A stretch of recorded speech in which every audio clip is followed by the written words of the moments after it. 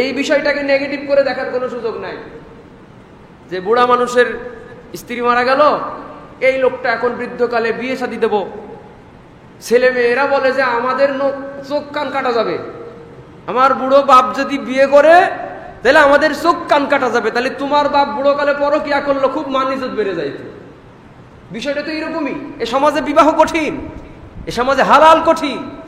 ইসলাম যেটাকে বৈধতা দিয়েছে, আমাদের সমাজ যদি সেটাকে অবৈধ বলে, সে সমাজ ভাঙতে হবে। ইসলাম যেই সমাজ গড়তে বলেছে সেই সমাজ গড়তে হবে।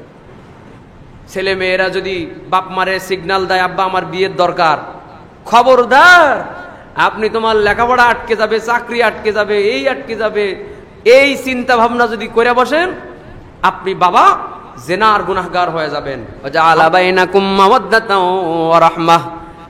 আল্লাহ তাআলা স্বামীদের অন্তরে স্ত্রীর মহাব্বত, স্ত্রীর অন্তরে স্বামীর মহাব্বত তৈরি করে দিয়ে মানুষদেরকে বুঝাইয়া দিয়েছেন, ও দুনিয়ার পুরুষেরা, মহাব্বত যদি কোনো বিপরীত লিঙ্গের মানুষকে করতে হয় তাইলে শুধুমাত্র তোমার স্ত্রীকেই করবা।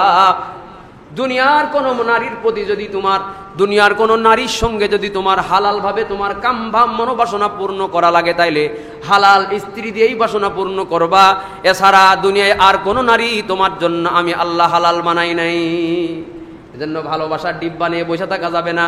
দুনিয়ার বহুত মেয়েদের সঙ্গে সম্পর্ক এরকম ভালোবাসার ডিব্বা নিয়ে বসে থাকা যাবে না। এই অজাগায় কুজাগায় যদি আপনি ভালোবাসা বিতরণ করে দেন, তাইলে ঘরের বউ আপনার কামা তাদিনতু দান, যেমন কর্ম তেমন ফল। যে লোকের অন্তরের মধ্যে, যেই পুরুষের অন্তরের মধ্যে ভালোবাসাটা স্ত্রীর প্রতি না পূর্ণাঙ্গ না হইয়া কিছু ভালোবাসা ভাবির প্রতি থাকে, কিছু ভালোবাসা গার্লফ্রেন্ডের প্রতি থাকে, কিছু ভালোবাসা অন্য মহিলার প্রতি থাকে, এই লোকের সংসারে অশান্তি হয়ে যাবে। কারণ যেমন কর্ম তেমন ফল। তুমি যেরকম উল্টা পাল্টা জায়গায় বিতরণ করতেছো, তোমার বউটার অন্তরের মধ্যেও পরকীয়ার পাখনা গজাবে। যেমন কর্ম তেমন ফল। আপনি কন্ট্রোল করতে পারবেন না। নিজে ভালো হয়ে যান, দেখবেন সমাজ ভালো হয়ে যাবে, বউ ভালো হয়ে যাবে, সন্তান ভালো হয়ে যাবে। নিজে ভালো না তো কিচ্ছু ভালো না, দুনিয়ায় ভালো না। নিজে ভালো তো দুনিয়া ভালো।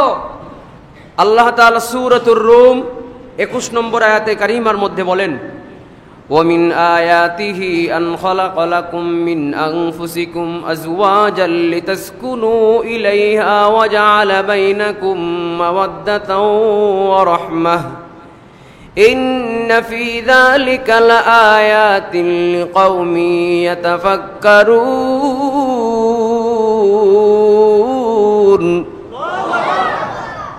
আমাদের পিতা আদম আলাইহিস সালাম একা একা জান্নাতের মধ্যে বসবাস করছিলেন। একা একা কোনো মানুষ বসবাস করতে পারে না, তার একটা সঙ্গী সাথীর দরকার হয়। একা একা নীরব নিরিবিলি নিরালায় কোনো জায়গায় কেউ একা একা বসবাস করতে পারে না। এই জন্য বৃদ্ধকালেও যদি কারোর স্ত্রী জীবন সঙ্গিনী মারা যায়, তাহলে ছেলে মেয়েরা ধরে বৃদ্ধ মানুষটারে বিবাহ শাদীর ব্যবস্থা করে দেয়, যে কিছু না হোক অন্তত একটা সঙ্গী সাথী যেন তার হয়, মনের দুঃখটা যেন তার সাথে বলতে পারে, মনের কথাগুলো যেন তার সাথে বলতে পারে, একে অপরের সুবিধা অসুবিধাগুলো যেন বলতে পারে। ঠিক কিনা? এই বিষয়টাকে নেগেটিভ করে দেখার কোনো সুযোগ নাই যে বুড়া মানুষের স্ত্রী মারা গেল, এই লোকটা এখন বৃদ্ধকালে বিয়ে শাদী দেব। ছেলে মেয়েরা বলে যে আমাদের চোখ কান কাটা যাবে, আমার বুড়ো বাপ যদি বিয়ে করে তাহলে আমাদের চোখ কান কাটা যাবে, তাহলে তোমার বাপ বুড়ো কালে পরকিয়া করলো, খুব মান ইজ্জত বেড়ে যাইত। বিষয়টা তো এরকমই। এ সমাজে বিবাহ কঠিন, এ সমাজে হালাল কঠিন। ইসলাম যেটাকে বৈধতা দিয়েছে, আমাদের সমাজ যদি সেটাকে অবৈধ বলে, সে সমাজ ভাঙতে হবে। ইসলাম যেই সমাজ গড়তে বলেছে সেই সমাজ গড়তে হবে। এই জন্যে একটা বৃদ্ধ মানুষ, তার একটা বৃদ্ধ জীবন সঙ্গী নিয়ে আপনি খুঁজে দেন। বিবাহ শাদী তো শুধু যৌনতার জন্য না, বসবাসের জন্য। তো একটা মানুষ রাত্রেবেলা ঘুম ভেঙে গেছে, বুকের ব্যথা, পাশের রুমে ছেলে মেয়ের কান পর্যন্ত পৌঁছানোর জন্য তো একটা লোক দরকার আছে। পাশে তো ব্যথায় মরে পড়ে থাকবে সকালবেলা, নিজেরা বাপ মরছে কখন টাইমই তো জানতে পারবে না। ঠিক না? এই জন্য আল্লাহ তাআলা আদম, আমাদের বাবা আদম আলাইহিস সালাম যখন জান্নাতের মধ্যে একা একা ঘুমাইতেছিলেন, তো ওনার এই যে বাম পাজরের হাড্ডির এখান থেকে এক ফোঁটা ঘাম টপ টপ করে মাটির উপরে পড়ে, এই ঘাম দিয়ে আল্লাহ তাআলা একজন মহিলা যার নাম হাওয়া, আমাদের সম্পর্কে তিনি হন মাতা। আল্লাহ তাআলা বাম পাজরের হাড্ডির থেকে পড়া ঘাম দিয়ে হযরত হাওয়া আলাইহিস সালামকে আল্লাহ তাআলা সৃষ্টি করলেন। সুবহানাল্লাহ। ইনি হলেন পৃথিবীর প্রথম নারী, আর আমাদের পিতা ছিলেন পৃথিবীর প্রথম পুরুষ। কিন্তু এই নারীকে সৃষ্টি করলেন বাম পাজরের হাড়। পাজরের হাড্ডি কি একেবারে তীরের মতো সোজা নাকি? আরে পাজরের হাড্ডি কি তীরের মতো সোজা না বাঁকা? হ্যাঁ, তা বাঁকা জিনিস দিয়ে যে জিনিস আল্লাহ বানাইছে, যে জিনিস দিয়ে যে জিনিস তৈরি হয় তার কিছু খাসিয়াত গুণাবলী তার ভিতরে থেকে যায়। ও জিনিস যদি আপনি পাড়ে সোজা করতে যান ভেঙে যাবে, কিন্তু সোজা হবে না, ঠিক না? এটা হাদিসের কথা। তা আল্লাহ তাআলা হাওয়া আলাইহিস সালামকে আমাদের পিতার বাম পাজরের হাড্ডির ঘামের ফোঁটা থেকে বানাইলেন। সূরা রুমের 21 নম্বর আয়াতের মধ্যে আল্লাহ তাআলা বলেন, ওমিন আয়াতিহি আন খালাকালাকুম মিন আনফুসিকুম আজওয়াজা। আমার নিদর্শনাবলীর মধ্যে থেকে আরেকটা গুরুত্বপূর্ণ নিদর্শন হলো আমি মানুষরা প্রত্যেক পুরুষ মানুষদেরকে লক্ষ্য করে আল্লাহ বলেন, তোমাদের মাঝ থেকেই তোমাদের স্ত্রীদেরকে আমি তৈরি করেছি। সুবহানাল্লাহ। তোমাদের মাঝ থেকেই, তোমাদের শরীরের মধ্য থেকেই, তোমাদের শরীরের কিছু উপাদানের সংমিশ্রণে তোমার স্ত্রীদেরকে আমি বানাইছি। লিতাসকুনু ইলাইহা। কেন বানাইলেন? আমাদের শরীরের উপাদান দিয়ে আল্লাহ তাআলা আমাদের স্ত্রীদেরকে কেন বানাইলেন, কি কারণে বানাইলেন, কি জন্য বানাইলেন? যেন আমরা প্রশান্তি লাভ করতে পারি, যেন আমরা লিতাসকুনু, যেন আমরা শান্তিতে বসবাস করতে পারি। এই জন্যে ছেলে মেয়েরা যদি বাপ মারে সিগন্যাল দেয়, আব্বা আমার বিয়ের দরকার, খবরদার, আপনি তোমার লেখাপড়া আটকে যাবে, চাকরি আটকে যাবে, এই আটকে যাবে, এই চিন্তা ভাবনা যদি করে বসেন, আপনি বাবা জেনার গুনাহগার হয়ে যাবেন। আমার এই কথা সমাজের সবার কাছে সবাই আমার এই কথার সাথে একমত নাও হতে পারে, কিন্তু যে সন্তান বাপনাকে সিগন্যাল দিয়ে ফেলে আমার বিবাহ ফরজ, আপনি জানেন না আপনার সন্তান তার নিজের ব্যাপারে অবগত। এই সন্তান বিবাহ শাদী আপনাকে দেওয়া অভিভাবক হিসাবে আপনার কর্তব্য। যদি না দেন, এই সন্তান যদি গুনাহগার হয়, অভিভাবক গুনাহগার হবে। রাগ হবেন না আমার উপরে। এই জন্যে শুধু এই সন্তানের ব্যাপার বললাম না, একটা মানুষের জীবদ্দশায় যদি স্ত্রী মারা যায়, সে যদি বৃদ্ধ হয়, তার মতামত নিতে হবে। আপনার বিবাহের শাদীর প্রয়োজন হলে আপনি ফ্রি মাইন্ডে বলতে পারেন। ফ্রি মাইন্ড শুধু কাপড় খোলার জায়গায় হয়, ফ্রি মাইন্ড শুধু উলঙ্গ বানাবে হ্যাঁ বানার জায়গায় হয়। ফ্রি মাইন্ড এ জায়গায় হতে পারে না। বৃদ্ধ মানুষটারে যে জিজ্ঞাসা করতে হবে আপনার বিবাহ শাদীর প্রয়োজন হলে আপনি বলেন। সে সরাসরি না হোক ইনডাইরেক্টলি বলবে, বুঝে নিতে হবে যার এখন বিবাহ শাদীর দরকার।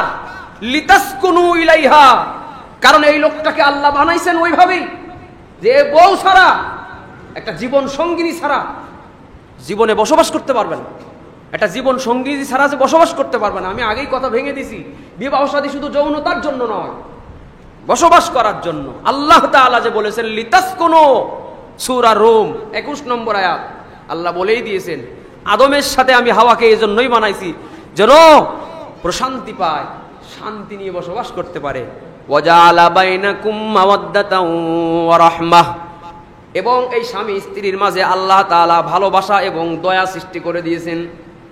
স্বামী স্ত্রী একে অপরের মাঝে আল্লাহ তাআলা যে ভালোবাসার বন্ধন দিয়েছেন, স্বামীও তার স্ত্রীকে ভালোবাসে, স্ত্রীও তার স্বামীকে ভালোবাসে। আল্লাহর নবীর কাছে ভরা মজলিসে একজন জিজ্ঞাসা করলেন, ইয়া রাসূলুল্লাহ, আপনার কাছে সবথেকে বেশি প্রিয় কি? নবী বললেন, আমার আয়েশা আমার কাছে সবথেকে প্রিয়। সুবহানাল্লাহ। আয়েশা নবীর সম্পর্কে কি হয় বলেন না, কি হয়? নবী সম্পর্কে স্ত্রী হয়। আর আমাদের ছেলে মেয়েরা কেউ যদি বাপ মার সামনে বলে আমি আমার বউরে ভালোবাসি, তাহলে বাপ মা কবে জায়তমান সব গেছে। ছেলে তার বউরে ভালোবাসে এই কথা আমাদের সামনে বলে, নবী ভরা মজলিসে বলছে তাতে সমস্যা নেই, তোমার ছেলে বাপ মার সামনে কইছে তা কি হয়েছে? স্বামী তার স্ত্রীকে ভালোবাসবে না তা কি পারার আর একজনের বউকে ভালোবাসবে, পরকিয়া করবে নাকি? স্বামী তো তার স্ত্রীকে ভালোবাসবেই, কারণ এই ভালোবাসা ওয়াজাআলা বাইনাকুম মাওয়াদ্দাতাও ওয়া রাহমাহ, এই ভালোবাসা স্বামী স্ত্রীর মাঝে ভালোবাসার বন্ধন, এটা আল্লাহ তৈরি করে দিয়েছেন, ঠেকানো যাবে না। এই ভালোবাসা আল্লাহ তৈরি করে দিয়েছে। ওয়াজাআলা বাইনাকুম মাওয়াদ্দাতা, ভালোবাসাও দিয়েছেন এবং দয়াও দিয়েছেন। দয়া, এজন্য বউ মরে গেলে কান্দে, অথচ এই বউয়ের সঙ্গে রক্তের সম্পর্ক নাই, এই স্ত্রীর সঙ্গে রক্তের সম্পর্ক নাই। কোথাকার কার মেয়ে, কত দূরে বাড়ি, যার সঙ্গে কোনো সম্পর্ক ছিল না, কিভাবে কিভাবে আল্লাহ তাকে তকদিরে মিলাই দিল, তার সঙ্গে কয়েক বছর সংসার করলো, এখন তার প্রতি মায়া জন্মেছে, তার অনুপস্থিতিতে তার প্রতি মায়া জন্মে বউয়ের ক্যান্সার হইলে ভিটা বাড়ি বিক্রি করে দেয়, জমি জায়গা বিক্রি করে হলেও বউয়ের ট্রিটমেন্টের ব্যবস্থা করে, নিজের সর্বসান্ত হয়ে যাবে কিন্তু আমার স্ত্রীটা যেন সুস্থ অবস্থায় থাকে। এটা হলো দয়া। এই দয়া আল্লাহর পক্ষ থেকে এসেছে। ওয়াজআলা বাইনাকুম মাওয়াদ্দাতাম ওয়া রাহমাহ। বউয়ের প্রতি স্বামীর, স্বামীর প্রতি স্ত্রীর যে মুহাব্বত এবং দয়া, এটা কার পক্ষ থেকে? আল্লাহর পক্ষ থেকে। ওয়াজআলা বাইনাকুম মাওয়াদ্দাতাম ওয়া রাহমাহ। আল্লাহ তাআলা স্বামীদের অন্তরে স্ত্রীর মহাব্বত, স্ত্রীর অন্তরে স্বামীর মহাব্বত তৈরি করে দিয়ে মানুষদেরকে বুঝাইয়া দিয়েছেন, ও দুনিয়ার পুরুষেরা, মহাব্বত যদি কোনো বিপরীত লিঙ্গের মানুষকে করতে হয় তাইলে শুধুমাত্র তোমার স্ত্রীকেই করবা। দুনিয়ার কোনো নারীর প্রতি যদি তোমার, দুনিয়ার কোনো নারীর সঙ্গে যদি তোমার হালাল ভাবে তোমার কামভাব মনোবাসনা পূর্ণ করা লাগে তাইলে হালাল স্ত্রী দিয়েই বাসনা পূর্ণ করবা। এছাড়া দুনিয়ায় আর কোনো নারী তোমার জন্য আমি আল্লাহ হালাল বানাই নাই। এজন্য ভালোবাসার ডিব্বা নিয়ে বসে থাকা যাবে না। দুনিয়ার বহুত মেয়েদের সঙ্গে সম্পর্ক এরকম ভালোবাসার ডিব্বা নিয়ে বসে থাকা যাবে না। এই অজাগায় কুজাগায় যদি আপনি ভালোবাসা বিতরণ করে দেন তাইলে ঘরের বউ আপনার কামা তাদিনতু দান, যেমন কর্ম তেমন ফল। যে লোকের অন্তরের মধ্যে, যেই পুরুষের অন্তরের মধ্যে ভালোবাসাটা স্ত্রীর প্রতি না পূর্ণাঙ্গ না হইয়া কিছু ভালোবাসা ভাবির প্রতি থাকে, কিছু ভালোবাসা গার্লফ্রেন্ডের প্রতি থাকে, কিছু ভালোবাসা অন্য মহিলার প্রতি থাকে, এই লোকের সংসারে অশান্তি হয়ে যাবে। কারণ যেমন কর্ম তেমন ফল। তুমি যেরকম উল্টা পাল্টা জায়গায় বিতরণ করতেছো, তোমার বউটার অন্তরের মধ্যেও পরকীয়ার পাকনা গজাবে। যেমন কর্ম তেমন ফল। আপনি কন্ট্রোল করতে পারবেন না। নিজে ভালো হয়ে যান, দেখবেন সমাজ ভালো হয়ে যাবে, বউ ভালো হয়ে যাবে, সন্তান ভালো হয়ে যাবে। নিজে ভালো না তো কিচ্ছু ভালো না, দুনিয়াই ভালো না। নিজে ভালো তো দুনিয়া ভালো, কি ঠিক না? আজকের কথাগুলো একটু অন্যরকম হইতেছে, কি করব বলেন? আয়াত হাদিস নিয়েই তো বসছি, এর বাইরের থেকে তো কইতেছি না, এর ভেতর থেকেই কইতেছি। আমরা তো নামাজি মানুষ, আমাদের তো অশ্লীল গর্হিত কাজ থেকে বিরত থাকতে হবে। এই জন্য নামাজি মানুষদের জন্য এই সবকগুলো জানার দরকার, ঠিক না? আর একটা কথা হলো, বাঁকা হাড়কে সোজা করতে যাবেন না, সাবধান। বাঁকা হাড় কোনোদিন সোজা হবে না, এটা মনে রাখেন। এই ওয়াজটা মনে রাখেন। ওই জায়গায় আপনি কত বড় ধৈর্যশীল সেই পরীক্ষা দেওয়ার চেষ্টা করেন। আপনি আল্লাহর কাছে বলেন যে আল্লাহ তুমি না ইন্নাল্লাহা মাআস সাবিরিন, তুমি না ধৈর্যশীলদের সাথে থাকো, আমি কত বড় ধৈর্যশীল দেখো আমি ঘরে কি ধৈর্য ধরি। দুনিয়ার যত পীর সাহেব বলেন, যত হুজুর বলেন, আর যত বড় রাজা বাদশা বলেন, ওই জায়গায় সবার ধৈর্য ধারণ করা লাগবে। ধৈর্য ধরবেন না তো তালাক হয়ে যাবে, ঠিক না? একজন বুজুর্গ ছিলেন কাজী সানাউল্লাহ পানিপতি রহমতুল্লাহ আলাইহি। আমাদের মাদ্রাসা সিলেবাসের একটা কিতাবের ভিতরে উনি এই ঘটনাটা আনছেন যে আবুল হাসান খেরকান, মানে এলাকার নাম খেরকান, এই জন্য ওই ব্যক্তির নামের সাথে এলাকার নাম জুড়ে দেয়। যেমন আমাদের ওই মসজিদের খতিব সাহেব ছিল আমার বড় ভাই মরহুম আবু জাফর যশোরী রহমতুল্লাহ আলাই। চিনতেন না আপনারা? অনেকে গজল গাইতো। ওনার নাম হলো আবু জাফর যশোরী, ওনার বাড়ি যশোর। এইরকম আলেমদের নামের শেষে এলাকার নাম সংযুক্ত, এর রেওয়াজ আগে থেকে হয়ে আসতেছে। তো উনি খেরকান, হ্যাঁ, কুয়াকাটা। তো উনি খেরকান এলাকায় বসবাস করতেন। উনি বিশাল বড় পীর সাহেব শুনে বহু দূরের একজন সাধারণ মানুষ ঠিকানা নিয়ে ওনার এলাকায় গেছে যে অমুক বড় বুজুর্গ, আমি তার কাছে আসছি, মুরিদ হব। তো ঠিকানা নিতে নিতে একদম পীর সাহেবের বাড়িই গেছে। বাড়ি যাওয়ার পরে পীর সাহেবের বউ ভেতর থেকে কথা বলতেছে, কার কাছে আসছো? তো বলে অমুক হুজুরের কাছে আসছি। কয় আমি তো তার বউ। কয় লোক আর পাও নাই, ওই হুজুরের কাছে মুরিদ হইতে আসছো? দুনিয়ায় হুজুরের এত অভাব পড়ছে, এখন এই লোক চিন্তা করে এত দূর থেকে সফর করে যার কাছে আমি মুরিদ হইতে আসলাম তার ঘরই তো ঠিক নেই। তার ঘরের বউ তার বিরুদ্ধে আমার কাছে সমালোচনা করে। ঘরের বউ বলে দুনিয়ায় হুজুর আর পাও নাই, এত বড় হুজুর, কি আর হুজুর সে, তার এই ঠিক নেই, অমুক ঠিক নেই। মানে সমালোচনা বউ যদি করা শুরু করে তাইলে ঠেকানো যাবে না, বহুত পয়েন্ট তার কাছে পাওয়া যাবে। তো বউ বহুত পয়েন্ট বলে দিল এই লোকের কাছে যে এতগুলো সমস্যা তার, এই লোকের মুরিদ হইতে তুমি এত কষ্ট করে এত দূর থেকে আসছো, তোমার বাড়ির আশেপাশের লোক নাই, তুমি এত দূর থেকে আসছো, ভালো তোমার কপাল ভালো যে ওই মুরিদ হওয়ার আগেই তোমার আমি কথাটা জানাই দিছি, নাইলে তো তোমার আশা এই কষ্টটাই ব্যর্থ হয়ে যাইতো। এই লোক বলতেছে ঠিক আছে আপনার ধন্যবাদ, আমার একটা উপকার করলেন, আমি আর ওই মুরিদ টুরিদ কিছু হবো না, এত খারাপ লোক দূর থেকে এত ভালো শুনছি, ফিরে যাইতেছি। এবারে এলাকার লোক তো জানে যে হুজুর কে আর হুজুরের ঘরে কে, জানে না? হুজুরের বউ পর্দা করলো, এলাকার লোক তো জানে যে ভেতরের লোকটা কেমন। এখন এলাকার লোক বলতেছে, অপরিচিত লোক দেখে বলতেছে ভাই আসছিলেন কোথায়? কয় আসছিলাম তো হুজুরের বাড়ি। কি জন্য? কয় মুরিদ হইতে। তা চলে যান কে? কয় চলে যাই যে ঘরের যে অবস্থা শুনলাম, ঘরের থেকে তো আসল খবর পাওয়া যায়, বউরাই তোর স্বামী কেমন বলতে পারে।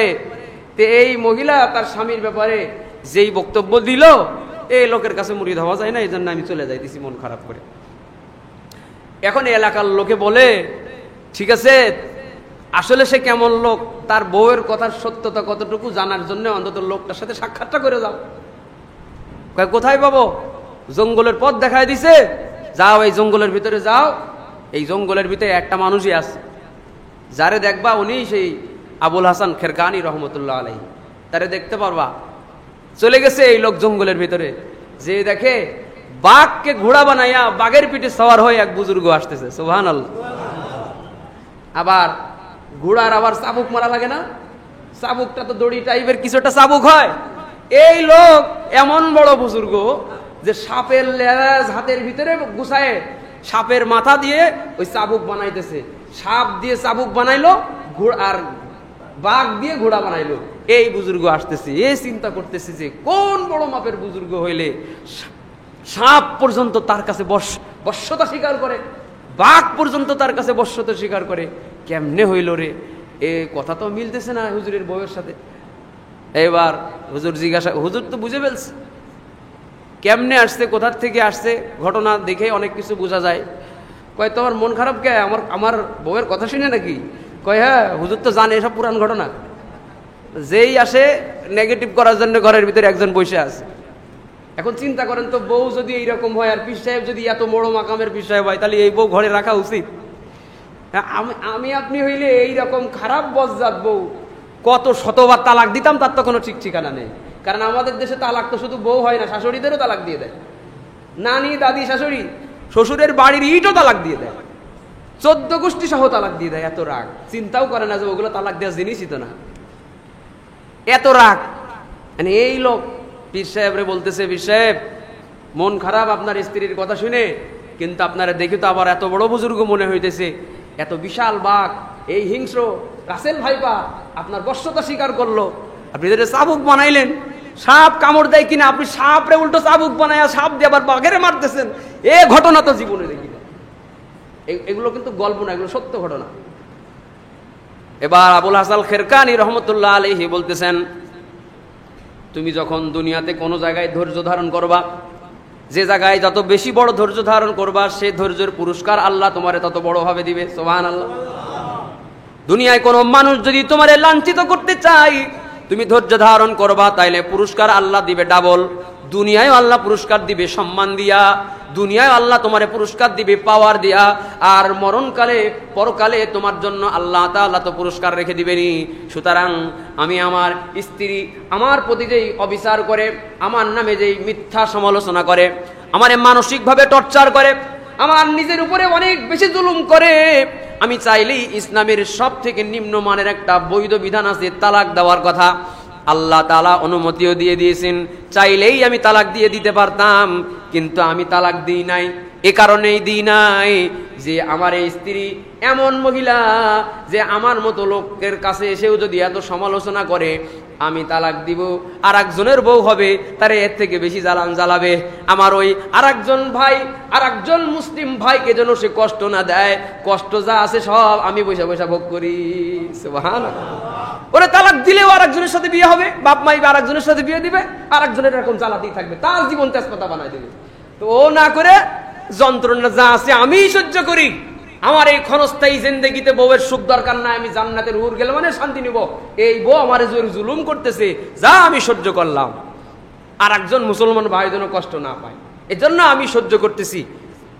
এই বুজুর্গ বলে এই কষ্ট সহ্য করার কারণে আল্লাহ তাআলা আমাকে যেই পাওয়ার দিয়েছে, এই যে সাপ আমার হাতে বশ্যতা স্বীকার করে সাপ চাবুক হিসাবে আমার কাছে পোষ মানলো, বাঘ দিয়ে আমি ঘোড়ার কাম সারতেছি, এই হিংস্র প্রাণী তোমারে দেখে খাবে, আমারে খাবে না, এই সাপ তোমারে দেখলে সবল দিবে, আমারে দেখলে সবল দিবে না, ওই ঘরের বিষ আমি হজম করেছি, এই বিষ এই ভয়ঙ্কর আল্লাহ আমার কাছে বশ্যতা স্বীকার করে দিয়েছে।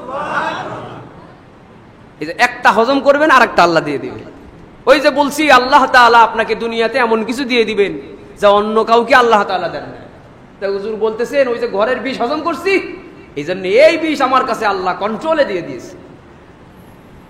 এই জন্য ধৈর্য ধারণ করে ওনার লাভ না লস হইল। ইন্নাল্লাহা মা'আস সাবিরিন।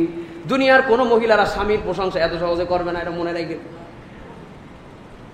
কমন ডায়লগ দেবে, আমি বলে তোমার সংসার করতেছি, কি বলেন? হ্যাঁ, আমি বলে 40 বছর তোমার সংসার করে গেলাম। চাচারা কি বলেন? আমি বলে তোমার সংসার 50 বছর করে গেলাম। দুনিয়ার অন্য কোন মহিলা হইলে 1 বছর তোমার মতো বিটা মানুষের কাছে টিকতো না। কি এরকম ডায়লগ দেয় কিনা বলেন? একটা কমন ডায়লগ, এত শুরুর থেকে হয়ে আসছে, মাইকের কাছে কাছে কব, একদম শুরুর থেকে হয়ে আসতেছে রে বাবা। এটা শুনে রাগ হওয়া যাবে না, এটা রাগ হওয়া যাবে না। ওনাদের বুদ্ধি কেন অর্ধেক পুরুষের থেকে, এটা বুঝতে হবে। আচ্ছা বলেন, আপনার বাড়িতে বাচ্চা, ছোট শিশু, নাতিপতি হোক, নিজের ছেলেই হোক, ছোট বাচ্চা আদর করেন, একটা জিনিস ভেঙে চুরে ফেললে কি তারে মাইর দেন নাকি? না আদর করেন? হ্যাঁ, আপনি বলেন যে যা ভাঙছে, আমারটা ভাঙছে, শাসন কেউ করতে আসলো আপনি আরো তারা সরাই দেন, যা শাসন করা লাগবে না, আমার নাতিই তো, আমার মেয়েই তো ভাঙছে, তা কি হয়েছে, খবরদার এরকম মারবা না, শাসন করবা না। ক্ষমা করে দেন তো নাকি? এই বাচ্চাটার যেমন ক্ষমা করে দেন, বউটারও এরকম ক্ষমা করে দিয়ে। কারণ হলো এরাও কিছুটা বাচ্চা সুলভ মনোভাব এদের থেকে যায়, বুদ্ধি জ্ঞান বাচ্চাদের মতো অসম্পূর্ণ কোন কোন ক্ষেত্রে এদের থেকেই যায়। এটা আল্লাহ প্রদত্ত। আপনি পৃথিবীর কোন মহিলাকে পাবেন না পুরুষদের মতো মন মাইন্ড সম্পূর্ণ, পুরুষদের মতো হাল হাকিকাত, সিচুয়েশন, স্থান কাল বুঝে কথা বলবে, সব রকম মেজাজ বুঝে কথা বলবে, কোন মহিলা পাবেন না পৃথিবীতে, একজন মহিলাও পাবেন না। মা হাওয়া থেকে যেহেতু আসে নাই, তোমার বাবা হবে না। এই জন্যে ধৈর্য ধারণ করা লাগবে। ধৈর্য ধারণ করলেই আল্লাহ তাআলা আপনার পাওয়ার বাড়ায় দিবে, আল্লাহ তাআলা আপনার পাওনা বাড়ায় দিবে, ফলাফল ভালো দিবে। ধৈর্য ধারণ করতে হবে, রাগ হওয়া যাবে না। এত বড় বুজুর্গ সে ধৈর্য ধারণ করছে। আর এক বুজুর্গের গল্প শোনাই ছোট্ট 1 মিনিটে, বিরক্ত হইতেছেন? আর এক মহিলা দেখে যে তার মাথার উপর দিয়ে কে জানি যায় নামাজ পড়তে পড়তে শো শো করে উড়ে চলে গেল। আগে এরকম ঘটনা ছিল, পানিতে বাতাসে যায় নামাজ বিছায় নামাজ পড়ছে। তা মহিলা তার স্বামীকে বলতেছে, তুমি কেমন বুজুর্গ হইছো, কেমন বড় হুজুর তুমি। ওই দেখো, হুজুর হইলে ওই রকম হইতে হয়, বুজুর্গ হইলে ওই রকম হইতে হয়। ওই দেখো কত বুজুর্গির পাওয়ার দেখছো, যায় নামাজ বিছায়ে বাতাসে আবার উড়ে উড়ে নামাজ পড়তেছে। বুজুর্গ হইলে এরকম হইতে হয়। তো স্বামী তখন বলতেছে যে ওই উড়ে যে গেছিল, কে গেছিল, ওইটাকে তুমি দেখছো? কয় না, কয় ওই লোকটাই তো আমি, ওটা তো আমিই ছিলাম। এইবার বউ কয়, ও এই জন্য দেখি যে ওই অবস্থায় পাওটা ব্যাখ্যা করে রয়েছে, এই দোষ আগে তো বেরোয়নি, মানে দোষ একটা বের হবেই। কোন মহিলা স্বামীকে এত সহজে বলবে না যে তোমার সংসার করে আমি খুব সুখে আছি, বরং কমন ডায়লগ হবে, আমার মতো মহিয়সী নারী আসি বলে তুমি একটা বউ পাইছো, তোমার একটা সংসার হয়েছে, নাইলে দুনিয়ার কোনো বউ তোমার হইতো না। যাই হোক, ওনারা রাগ হইতে পারে, কিন্তু এটা কোরআন শরীফের কথা, এই জন্য আমি বললাম ওনাদেরকে ক্ষমা করতে হবে। আল্লাহ তাআলা আমাদের তৌফিক দান করুক, বলি আমিন। আল্লাহর নবী হাদিস শরীফের মধ্যে বলেন, ক্বালান নবী সাল্লাল্লাহু আলাইহি ওয়াসাল্লাম খিয়ারুকুম খিয়ারুকুম লিনিসাইকুম আও কামা ক্বালান নবী আলাইহিস সালাতু ওয়াসসালাম।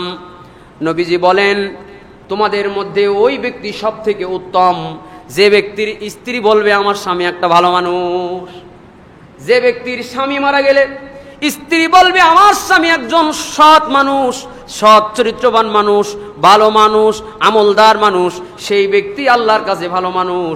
যে ব্যক্তির বউ খারাপ বলবে ওই ব্যক্তি ভালো বিবেচিত হবে না, কারণ বউ জানে স্বামীর কি গোপন গুনার অভ্যাস আছে, ঠিক কিনা? যদিও জীবদ্দশায় আপনার বউ আপনার প্রশংসা করবে না, কিন্তু মরে গেলে এ রহম দিল মানুষ, এ দয়ার দিল মানুষ, এরাই আপনার জন্য বেশি কাঁদবে, এরাই আপনার স্বপ্ন লালন করবে, এরাই আপনার স্বপ্ন বাস্তবায়নের জন্য আপনার পরবর্তী প্রজন্মের প্রতি তালকিন দিয়ে যাবে। তোমার বাবার ইচ্ছা এটা ছিল, তোমার দাদার ইচ্ছা এটা ছিল, এই কথাগুলো বংশের পরবর্তী প্রজন্ম পর্যন্ত এই মহিলাই পৌঁছে দেয়, ঠিক কিনা বলে? আদর্শটা মহিলাই পৌঁছে দেয়। এই জন্যে জীবদ্দশায় এতটুকু আল্লাহ তাআলা যে অসম্পূর্ণতা দিয়েছে ভেতরে, এই অসম্পূর্ণতার কারণে হয়তো এই ধৈর্যগুলো ধারণ করতে হবে, কিন্তু তার ভালো সম্পর্ক, তার হক আদায় করে আপনাকে কিন্তু মরণ পর্যন্ত যাওয়া লাগবে। জানাজার নামাজে দাঁড়ায় যাবে, হঠাৎ করে বউ কোথা থেকে একটা নতুন হাজির, বউ তো এলাকায় একটা আসেই রে, এই বউয়ের পরিচয় তো আমরা জীবনেও জানিনি, কবে কুয়াকাটা গেছিল সফর করতে, গিয়ে ওই জায়গায় এক মহিলার সাথে প্রেম করে গোপনে গোপনে তার কাছে আসা যাওয়া করতো, জীবনেও তার পরিচয় কেউ জানে নাই, মরে যাওয়ার পরে খাটিয়া ধরতে আর এক বউ কোথার থেকে উদয় হয়। এরকম ঘটনা ঘটে তো নাকি?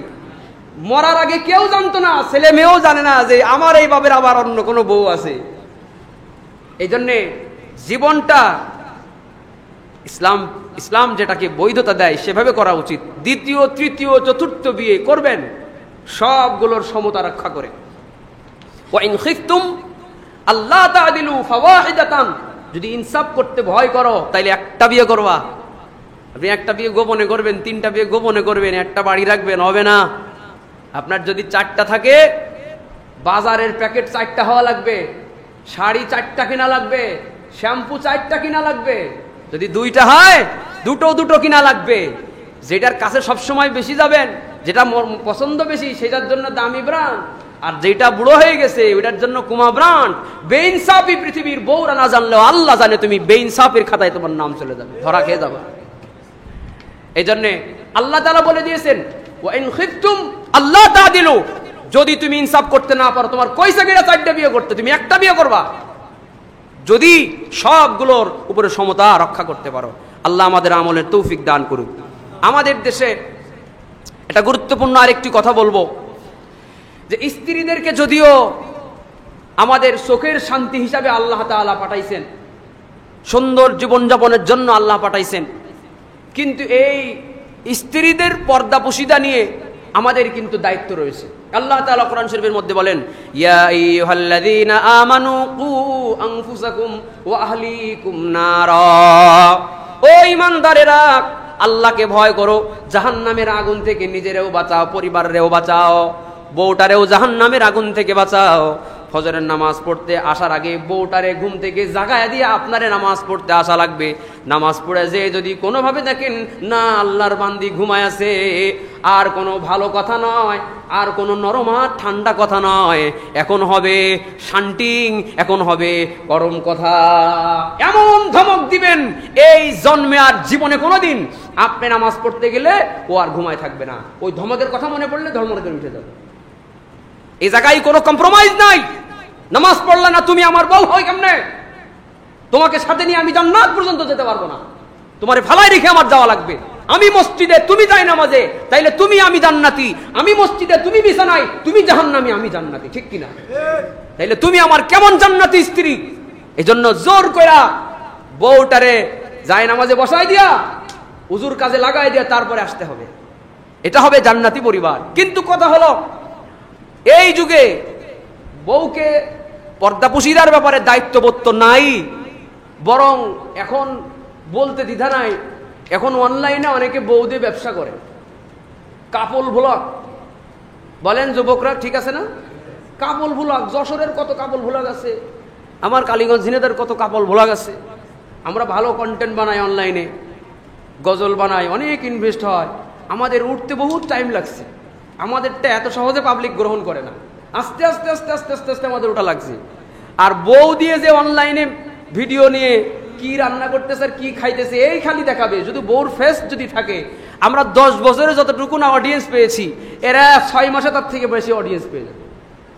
বউ দিয়ে ব্যবসা করে, বহুত অহরহ এইরকম আছে। চাকরি বাকরি ছেড়ে দিয়েছে সব, বউ দিয়ে ব্যবসা হইতেছে। চাকরি বাকরি সব শেষ, লাগবে না। বউ আর নিজে কোথায় ঘুরতে যায়, কি করে, গন্ডগোল করে, ঝগড়া ফাসাদ করে, ইচ্ছা করে করে আর কি। এইগুলার ভিডিও করতেছে, এইগুলো আবার ফেসবুকে ছেড়ে দিতেছে। এইগুলো হাজার হাজার না মিলিয়ন মিলিয়ন মানুষ দেখতেছে, আর ওনাদের অ্যাকাউন্টেও লক্ষ লক্ষ ডলার ঢুকতেছে। কয় চাকরি করে করবো কি, এই তো আমরা হয়ে গেছি উদ্যোক্তা। হারামখোরের দল, উদ্যোক্তা হয়ে গেছে তুমি হারাম খেয়ে। তোমার বউটাকে পর্দা করানো তোমার জন্য ফরজ ছিল। ওই ব্যক্তির বিয়ে করা নিষেধ যে তার বউকে পর্দায় রাখার সামর্থ্য রাখে নাই, ওই ব্যক্তির বিয়ে করা পর্যন্ত নিষেধ। যে তার বউয়ের শুধু ভরণ পোষণ দিতে পারলেই হবে না, শারীরিক চাহিদা মিলাইতে পারলেও হবে না, পর্দা পুশিদার জন্য ব্যবস্থা করার মতো সামর্থ্য আপনার থাকা লাগবে। যার নাই সেই ব্যক্তির বিয়ে করা পর্যন্ত নিষেধ। আর এরা বিয়ে করে বউ দিয়ে ইনকাম করতেছে, পতিতাবৃত্তি করা আর কাপল ভোলাক করে বউয়ের চেহারা দেখাইয়া ভিউ দিয়ে টাকা ইনকাম করার ভিতরে কোনো পার্থক্য নাই। অথচ আমরা যারা রাতে দিনে অলস সময় কাটাই বাড়িতে ফেসবুক অন করে, আমরাও কিন্তু আমাদের চোখের সামনে ওই গন্ডগোল করতেছে, কৃত্রিম গন্ডগোল।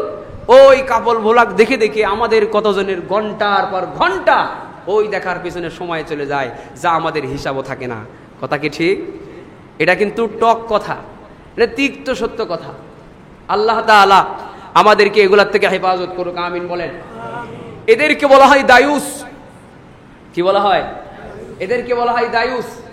যারা বউ, মেয়ে, বোন, মা, এই 4 শ্রেণীর মহিলাদের পর্দাপুশিদার ব্যাপারে তাদের কোনো খবর নাই, তারা বেখবর, তাদেরকে হাদিসের পরিভাষায় বলা হয় দায়ুস। আল্লাহর নবী বলেন ওই ব্যক্তিকে দায়ুস বলা হয় যে তার পরিবারের অশ্লীলতা কুকর্মকে মেনে নেয়। এটা নবীজির হাদিসের কথা। মুসনাদে আহমদ ও নাসাই শরীফে এই 2টা হাদিসের গ্রন্থের ভিতরে এই কথাই নবীজি বলেছেন। দায়ুসের পরিচয় হলো যারা পরিবারের অশ্লীলতা এবং কুকর্মকে যারা মেনে নেয়, ওই লোকটা দায়ুস। বহুত মুসল্লিরাও দায়ুস। রাগ হয়েন না, কারণ আপনাকে সঠিক হতে হবে। এই জন্য আমার এই কথাটা সংশোধনের জন্য বলা, কাউকে ইন্ডিকেট করে কথা বলা না। আপনি 5 ওয়াক্ত নামাজ পড়ে বাড়ি যাইতেছেন, আপনার মেয়েটা অর্ধনগ্ন অবস্থায় কলেজ ইউনিভার্সিটিতে আসা যাওয়া করে, অথবা আপনার স্ত্রী পর্দা পুশিদা ছাড়াই দেওর ভাসুর ননদ নুনদাই এদের সঙ্গে মেলামেশা উঠা বসা করতেছে, কোনো পর্দা মেনটেন নাই, আপনি দায়ুস। আপনাকে আমি গালি দিলাম না, আপনাকে আমি হাদিসের পরিচয় বলে দিলাম, আপনি দায়ুস। হাদিসের সূত্র বলে দিয়েছে পরিবারের অশ্লীলতা এবং কুকর্মকে যে মেনে নেয় সে দায়ুস। আর আল্লাহর নবী বলেন আন ইবনে ওমর রাদিয়াল্লাহু আনহু قال قال رسول الله صلى الله عليه وسلم ثلاثه لا يدخلون الجنه ولا ينظر الله اليهم يوم القيامه। 3 শ্রেণীর ব্যক্তি আছে, এই 3 শ্রেণীর ব্যক্তি জীবনেও জান্নাতে প্রবেশ করবে না, কোনো কালেই জান্নাতে প্রবেশ করবে না। এবং শুধু জান্নাতে প্রবেশ করবে না তাই না, আল্লাহ তাআলা এদের দিকে ফিরে তাকাবেন না। জান্নাতে তো যাবেই না, আল্লাহ এদের দিকে তাকাবেন না। 3টা শ্রেণী। প্রথম শ্রেণী হলো আল আক্কু ওয়ালিদাইহি, পিতামাতার অবাধ্য সন্তান। যারা বাপ মার অবাধ্য, এই সন্তানরা জান্নাতে কোনোদিন পাবে না, আল্লাহ তাআলা কুদরতি নজর দিয়ে তাদের প্রতি কোনোদিন তাকাবেন না। এই জন্য বাপ মা যার ঘরে আছে, বাপ মার সাথে যদি অপরাধ করে থাকি, বাপ মার হক যদি নষ্ট করে থাকি, ক্ষমা চেয়ে নেওয়ার সুযোগ থাকলে ক্ষমা চেয়ে নিব। মরে গেলে বাপ মার কবরের পাশে যেয়ে মাপ চেয়ে আসবো। বাপ মার সমপর পর্যায়ের যারা আছে, চাচা থাকতে পারে, মায়ের বোন খালা থাকতে পারে, অথবা বাপের বন্ধু বান্ধব, বাপের ভাই ভাগা, খালু চাচা অথবা তার বন্ধু বান্ধব, মায়ের বান্ধবীরা বা খালা ফুপু এই পর্যায়ের মহাব্বত রাখতো মা তাদের সঙ্গে, এদের কাছে আবার এদেরকে খেদমত করেন মা মনে করে, যদি কিছু ক্ষমা পাওয়া যায়। যদিও মা জীবদ্দশায় ক্ষমা পাওয়া আর মরে গেলে কবরের পাশে যে মাপ চাওয়া কখনো এক হতে পারে না। আল্লাহ তাআলা তার দিকে, অর্থাৎ মেয়েরা প্যান্ট শার্ট এগুলা পরে ঘুরে বেড়াইতেছে, দেখে বুঝার উপায় নাই যে ইনি পুরুষ না মহিলা, ঠিক না? কয় জামানা পাল্টেছে, জামানা পাল্টায়নি, তুমি পাল্টাইছো। জামানার সাথে যারা বদলায় তারা বড় আহাম্মক, জামানাকে যারা বদলায় তারাই বুদ্ধিমান। জামানার সাথে তুমিও বদলাই গেলে, তুমি মহিলা মানুষ, তুমি পুরুষ মানুষের পোশাক পরা শুরু করলে। আবার পুরুষ মানুষ চুল রাখছে এত বড়, কি আছে না, এত বড় চুল রাখছে, আবার ব্যান্ড পড়ছে, ব্যান্ড। তোমার ওই চুল রাখতেই বা কইছে কে? আর তোমার এই ব্যান্ডই বা পড়তে কইছে কি? এই ব্যান্ড কি পুরুষদের জিনিস? বলেন না কেন? যারা রাগ হইতেছেন, রাগ হইলে এরকম কড়া বাজার করবো না ভবিষ্যতে, আজকেটা তো শেষ করি। পুরুষ ব্যান্ড কি পুরুষ মানুষের জিনিস? কই যে আমি বড় চুল রাখছি তো এই জন্য ওইটা তো চোখে মুখে চলে আসে। আমার তো বড় চুল, আমি জানি চোখে মুখে আসে, তো বড় চুল তোমার রাখতে কইছে কিনা? বড় চুল রাখবা সুন্নাত তরিকায়, জুম্মা লিম্মা ওয়াফরা, তিনটা সিস্টেমের বাবরি সুন্নাত আছে। একটা হলো কাঁধ পর্যন্ত, কাঁধ একদম ছোট বাবরি যেটা, যেটা আমার আছে। এরপরেরটা হলো ঘাট পর্যন্ত রাখতে পারেন, এরপরেরটা হলো কাঁধ পর্যন্ত রাখতে পারেন। আমাদের দেশে যেই পরিমাণ গরমের ওয়েদার আসে, আমাদের দেশে ঘাট পর্যন্ত বাবরি রেখে জীবনযাপন করা খুব কঠিন। এত কঠিন সুন্নাত মানান আপনার দরকার নাই। আপনার যদি বাবরি রাখার সামর্থ্য থাকে, আপনি কান পর্যন্ত বাবরি রাখবেন। তবে হ্যাঁ, এই বাবরি হলো মুস্তাহাব সুন্নাত, এই দাড়ি হলো ওয়াজিব সুন্নাত। তুমি দাড়ি শেষে বাবরি রাখবা, তোমার মায়ের ছাড়া কথা কওয়া যাবে না। দাড়ি শেষে বাবরি রাখো, দাড়ি সেটে বাবরি রাখো, ভণ্ডামি করার দিন আর নাই। দাড়ি সেটে বাবরি রাখছো, বোঝা গেল এই বাবরি সুন্নাতের বাবরি নয়, এটা মস্তানি করার বাবরি, ঠিক কিনা? এই দাড়ি নাই, ওয়াজিব সুন্নাত নাই, অথবা আছে ছাটা ছাটা দাড়ি, এক মুষ্টি দাড়ি নাই, আবার চুল রাখছে বাবরি। কে কইছে তোমার এই বাবরি রাখতে? এটা ভণ্ডামি, এটা